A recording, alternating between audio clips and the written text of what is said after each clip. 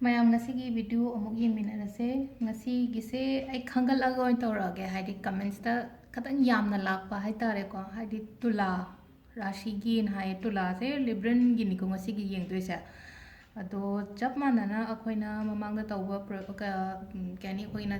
tawhiba process dumaina chaman tawminarase ko ahambada card se shuffle tawraga haidi 5 cards lawthoga dumaina lere ko card se ngarang di hapang ngamhawdare videos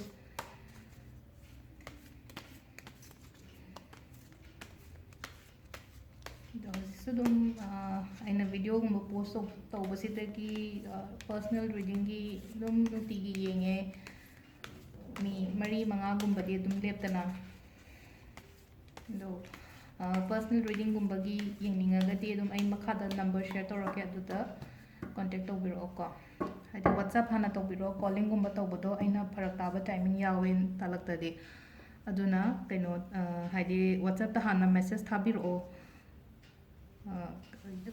personal reading gumbagi ko aduga e dum haidi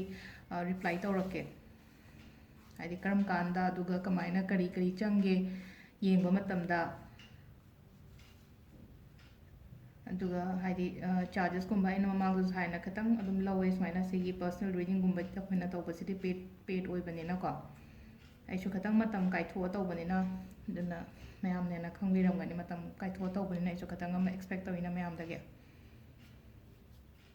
तो सीधा लोग थोपी रसे को कोई card से 1 2 number 3 number 4 तुका 5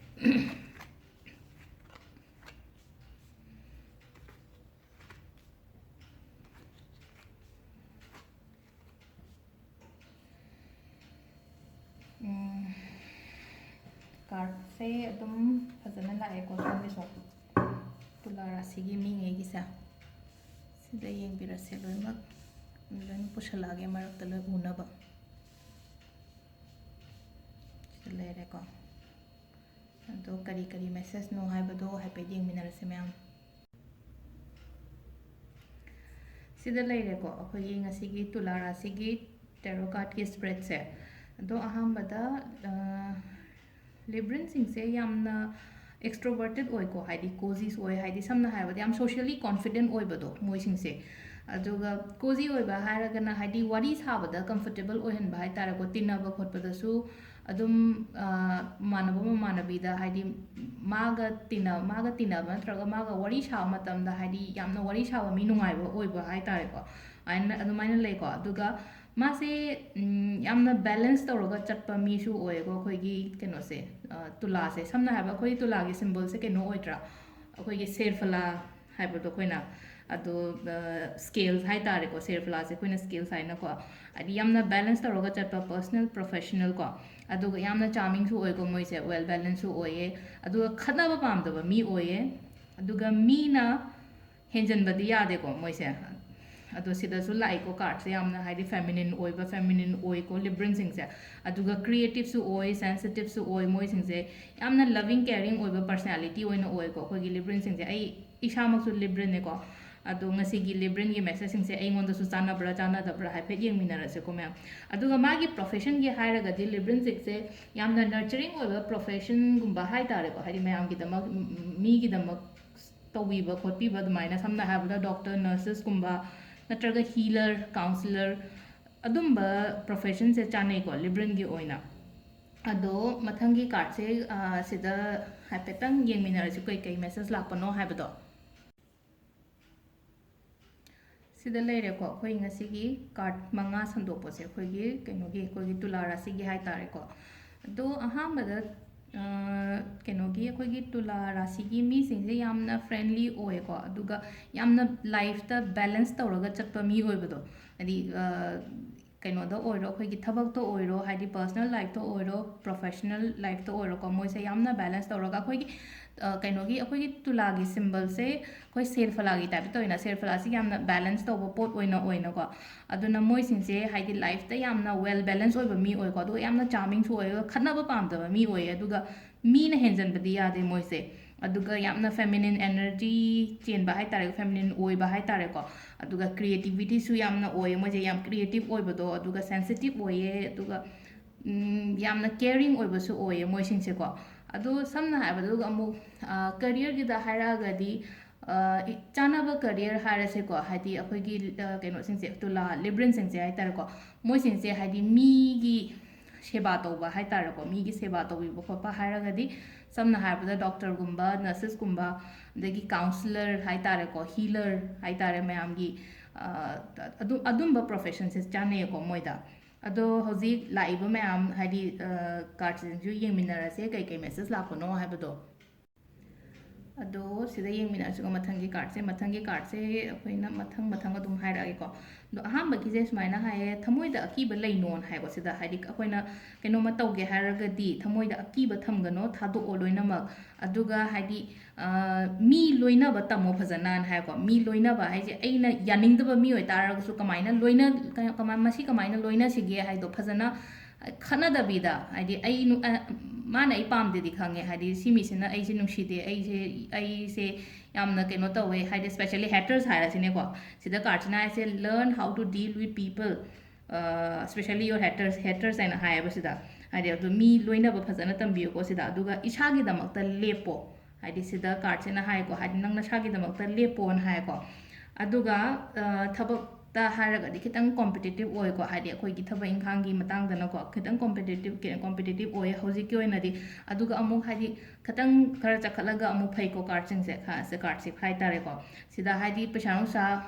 sida hoti honari wa sida aina hotna bagi hai tare ko haji aina hotna raga di laktoi se amuk hadi phai wa sida mi sina hadi yamna keno tawna hadi thabak subagi mawong da tawdra ado hoji si se akoina hoji thabak se tawraga di अखोई result से सुमाइना लाकदबा high तारे को समना हाइबदा सिदा Young मतम the card से Young कांदा यामना positive ओइबा कैनोमा फारोंगनी को high नुपी से फजना फीगा सेटला खोटलागा यामना इंगना चिकना नुंगाइना लेपगा लेइसे दु साइ कांसिदा हाइदे अखोई फाइनेंशियल स्टेबिलिटी लेइने हाइ को फाइनेंशियल स्टेबिलिटी लेइने युम कै सेमजलो साजलो हाइबसु लेइ अदुगा यामना कंफर्टेबल ओइबा लाइफस्टाइल अमा ओइना ओइगनी को सोंगिसे अदुगा हाइदि अदुम येंगबदुम खंगानी पॉजिटिव आउटकम ने अदुम से लाइबा मैम से अदुगा अखोइना सिदा आइना कार्ड मैम सिदा एगिदी ब्लॉकेजेस अममम थमे नत्रगा हाइदि अखोइगी नेगेटिव पॉइंट्स हाइ तारे को आइना आइसे कदाइदा सेमदोकदगे हाइबदो अदु सिदा हारगदी कदाइदा सेमदोकदगे हाइ मतन ngasai ahamba point amadi haigre isagi damakta lepoina isagi damakta lepo aduga amana no haiba tammo haidi Meena ने हाइडी खुदिंगी ने yes हाइना चट कनो को no हाइबा तमो से आई अदुम एंगोंदो इन एग्जांपल अदुम पीरा को आई इसामोसो लिब्रन ने अदो लिब्रन हाइडी हौजी हौजी थोइ मैम से आई दे एंगोंदा सो खरा चाना ब्राइन अदुम खल्ले आई जो no हाइबा तमे थबे हांग दा हाइडी प्रोफेशनल लाइफ दा हाइरा को हाइडी पर्सनल दा दिकेजु सुदोप केम लेते प्रोफेशनल लाइफ दा आइना no हाइबा तमे इसागे दमक लेप तमे को हाइडी समना हाइरबदा आइना एंगोंदा हौजी हौजी ngarang nahangi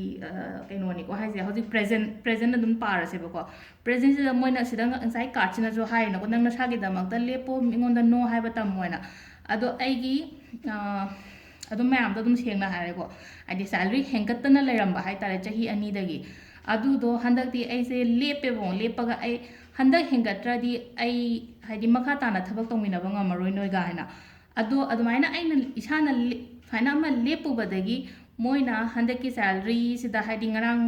changi eko salary ege ado ngarang ki salary sida moina hapaga pire ba sida adu sida hai se hari khoi se isana isagi da makta lepaga thabak da wadamne adu taragari success oini in hari ba sida hari akoi gi card sida so hari aduga libran singi ni ko aina ngasi hari ba mayam se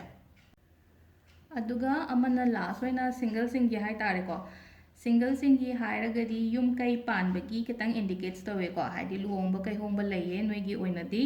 adum hong bi ba kai shukai de hoji matam chaye haidi dwaina haidi planning gumba laiba mi leragadi haidi libran pakhang le shabi gumba haidi handak chahi natraga hoji lakpadori ba haidi kino sida matam sida hai tare ko sai kanda dum plan to ba yai ko luhong kai hong ba phai ko noi gi oina de अदो सिदा लेरे को ngasi अखोगी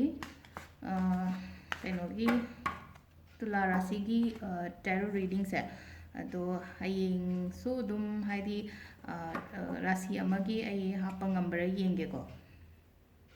ꯑꯗꯣ ꯃꯌꯥꯝꯁꯨ ꯈꯔ ꯑꯗꯨꯝ share ꯇꯧꯕꯤꯌꯣ ꯑꯩꯅꯁꯨ ꯍꯥꯏꯈ꯭ꯔꯦ ꯍꯥꯏꯗꯤ ꯈꯤꯇꯪꯕꯨꯗꯤ ꯁꯦꯌꯔ ꯇꯧꯕ ꯃꯥꯜꯂꯦ ꯃꯌꯥꯝꯅ ꯑꯅꯝꯕꯅ ꯈꯤꯇꯪ ꯀꯩꯅꯣꯗꯒ ꯍꯥꯏꯗꯤ ꯐꯦꯁꯕꯨꯛꯇ ꯋꯤꯗꯤꯟ ꯑ ꯋꯤꯛ 1000ꯒꯨꯝꯕ ꯂꯥꯛꯑꯦꯀꯣ ꯑꯩꯉꯣꯟꯗ ꯍꯥꯏꯗꯤ ꯐꯣꯂꯣꯋꯔꯁ ꯍꯥꯏꯒꯗ꯭ꯔꯥ ꯀꯔꯤ ꯍꯥꯏꯒꯗꯒꯦ ꯑꯗꯨꯒ ꯑꯇꯩ ꯑꯇꯩ ꯍꯥꯏꯗꯤ ꯌꯨꯇ꯭ꯌꯨꯕꯇꯁꯨ ꯆꯪꯉꯒ ꯌꯦꯡꯕꯤꯌꯣ ꯉꯁꯥꯏꯒꯤ ꯑꯩꯒꯤ ꯀꯩꯅꯣꯒꯤ ꯖꯦꯝꯁꯇꯣꯟꯒꯤ ꯃꯇꯥꯡꯗꯣ ꯍꯥꯟꯅ ꯁꯦꯝꯕ ꯚꯤꯗꯤꯑꯣꯅꯦ ꯁꯤꯡꯍꯒꯤꯗꯣ ꯍꯥꯏꯗꯤ ꯁꯦꯝꯕ ꯀꯥꯟꯗ ꯄꯨꯂꯞ ꯁꯦꯝꯕꯤꯔꯛꯑꯣꯅ ꯍꯥꯏꯕꯗꯣ ꯑꯩ ꯁꯦꯝꯕ ꯉꯝꯕ꯭ꯔꯥ ꯌꯦꯡꯒꯦ ꯑꯃꯨꯛꯇꯪꯗ ꯔꯥꯁꯤ ꯂꯣꯏꯅꯃꯛꯀꯤ ꯖꯦꯝꯁꯇꯣꯟ ꯀꯩꯀꯥ ꯃꯌꯥꯝ ꯌꯥꯝ ꯁꯥꯡꯉꯅꯤꯅ ꯇꯧꯕꯅꯦ ꯑꯩꯅ ꯚꯤꯗꯤꯑꯣ ꯑꯗꯨꯗ ꯍꯥꯞꯇꯕꯗꯣ ꯌꯥꯝ ꯁꯥꯡꯉꯒꯗꯤ ꯌꯦꯡꯕ ꯍꯦꯛ ꯅꯨꯡꯉꯥꯏꯇꯦꯅ ꯑꯗꯨꯒꯤ ꯑꯩꯅ ꯚꯤꯗꯤꯑꯣꯁꯦ ꯌꯥꯔꯤꯉꯩ ꯇꯦꯜꯍꯟꯒꯦꯅ ꯇꯧꯕꯅꯦ ꯑꯗꯣ ꯄꯨꯂꯞ ꯍꯥꯞꯄꯛꯑꯣ ꯍꯥꯏꯕꯅꯤꯅ ꯑꯩ ꯄꯨꯂꯞ ꯑꯃꯨꯛꯇꯪ ꯍꯥꯞꯄ ꯉꯝꯕ꯭ꯔꯥ ꯌꯦꯡꯒꯦ ꯍꯌꯦꯡ ꯍꯪꯆꯤꯠꯀꯨꯝꯕ ꯍꯥꯏꯇꯥꯔꯦꯀꯣ ꯍꯥꯏꯗꯤ ꯔꯥꯁꯤ ꯂꯣꯏꯅꯃꯛꯀꯤ ꯑꯃꯨꯛꯇꯪꯗ ꯚꯤꯗꯤꯑꯣꯗꯨ ꯁꯥꯡꯅꯤꯡꯉꯒ ꯁꯥꯡꯖꯔꯁꯨ ꯑꯗꯨꯝ ꯀꯩꯁꯨ ꯀꯥꯏꯗꯦ ꯑꯗꯣ ꯑꯩ ꯑꯝꯇ ꯆꯤꯊꯗꯅ ꯍꯥꯏꯗꯤ ꯑꯃꯨꯛꯇꯪ ꯌꯦꯡꯕ ꯑꯗꯨꯝ ꯁ꯭ꯀꯤꯞ ꯇꯧꯕꯤꯔ ꯏꯁꯥꯒꯤ ꯃꯄꯥꯗꯣ ꯇꯧꯔꯒ ꯑꯗꯨꯃꯥꯏꯅ ꯑꯗꯨꯝ ꯌꯦꯡꯕꯤꯌꯨꯀꯣ ꯑꯗꯣ ꯑꯩ ꯃꯈꯥꯗ ꯀꯩꯗ ꯑꯩꯒꯤ ꯀꯩꯅꯣ ꯄꯦꯖꯇꯁꯨ ꯅꯝꯕꯔꯗꯤ ꯑꯩꯅ ꯄꯣꯁꯇꯔ ꯃꯆꯥ ꯑꯃ ꯍꯥꯞꯈꯤꯕꯅꯦ ꯑꯗꯨꯗ ꯀꯣꯟꯇꯦꯛ ꯇꯧꯕꯁꯨ ꯇꯧꯕꯤꯔꯛꯑꯣ ꯍꯥꯏꯗꯤ ꯄꯔꯁꯅꯦꯜ ꯔꯤꯗꯤꯡꯒꯤꯗꯤꯀꯣ ꯑꯗꯨꯒ ꯄꯔꯁꯅꯦꯜ ꯔꯤꯗꯤꯡꯒꯤ ꯑꯩꯅꯁꯨ ꯍꯥꯟꯅ ꯍꯥꯏꯈ꯭ꯔꯦ ꯄꯔꯁꯅꯦꯜ ꯔꯤꯗꯤꯡꯒꯤꯗꯤ ꯆꯥꯔꯖꯦꯁ ꯈꯇꯪ ꯂꯧꯋꯦ ꯑꯩꯁꯨ ꯃꯇꯝ ꯀꯥꯏꯊꯣꯛꯑꯒ ꯇꯧꯕꯅꯤꯅ ꯑꯗꯨꯒꯤꯅꯤꯀꯣ ꯍꯥꯏꯗꯤ ꯃꯌꯥꯝ ꯋꯥꯔꯧꯕꯤꯕ ꯌꯥꯗꯦꯀꯣ ꯄꯔꯁꯅꯦꯜꯗ ꯍꯥꯏꯗꯤ ꯆꯥꯔꯖꯦꯁ ꯂꯧꯋꯦ ꯈꯣꯠꯂꯦꯅꯀꯣ ꯑꯗꯣ ꯃꯊꯪ ꯍꯌꯦꯡ ꯑꯃꯨꯛ ꯌꯦꯡꯃꯤꯟꯅꯔꯁꯦꯀꯣ ꯊꯦꯡꯛ ꯌꯨ